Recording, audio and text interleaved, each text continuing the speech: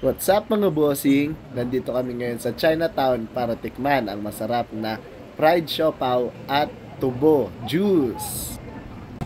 Ni hao! Nakasakay pa rin sa motor habang tinitikman yung siopaw dahil ang hirap ng parkingan dito. Yung lasa, all goods naman. Siopaw pa din.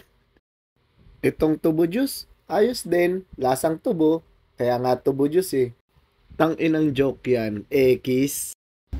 Next destination, sa Quiapo. Pinuntahan namin si Neneng B, kaso wala naman dito si Neneng B, tsaka sarado pa sila. Kaya napunta kami dito kay Ate Ngongo. Kaya ako tinawag na Ate Ngongo kasi ngongo siya eh. Bingot siya eh, kaya Ate Ngongo. Madami rin kasi dito bumibili kay Ate Ngongo eh, kaya sinubukan din namin. Pumila rin kami.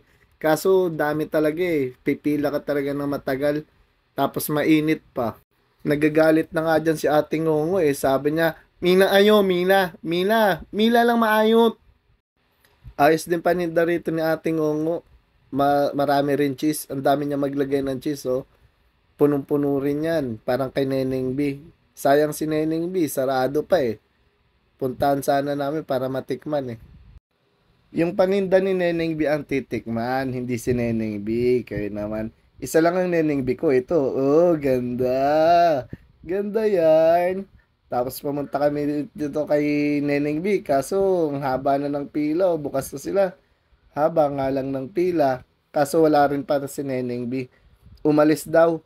Pumunta daw ng Tagaytay. Nagkape muna dahil napagod na si Neneng B. Sobrang daming tao. Nagpahinga muna ba? At sa wakas, nakuha na rin ni Darling ang kanyang hotdog. Pero ako ang uubos niyan, siya ang pumila. First bite, lasang cheese. Masarap. Ang sarap ng hotdog. Hungarian hotdog. Tapos maraming cheese. Masarap din yung tinapay nila mga bossing. Malambot, tsaka bago. Hindi siya luma, bago talaga kaya masarap. Sa sobrang sarap nga, hindi ko na nabigyan si Darling eh. Naubos ko na to eh. Busog na daw siya eh. Paano ba naman? Binilang ko ng 1 litrong tubig. Siya lang nakaubos eh. Kaya busog siya. Kaya ako na lang umubos ng pinaghirapan niyang pagpilahan na hotdog. Sarap naman eh. Sunod naman namin tinikman tong buko sorbet na to. Lasang buko siya. Ewan ko kung ano. Basta masarap siya. Buko... Buko... Bukong ina. Putang inang yan. Ewan ko dyan. Basta masarap siya, buko-buko. Nakaisip ka na ng negosyo. Gayahin mo si kuya.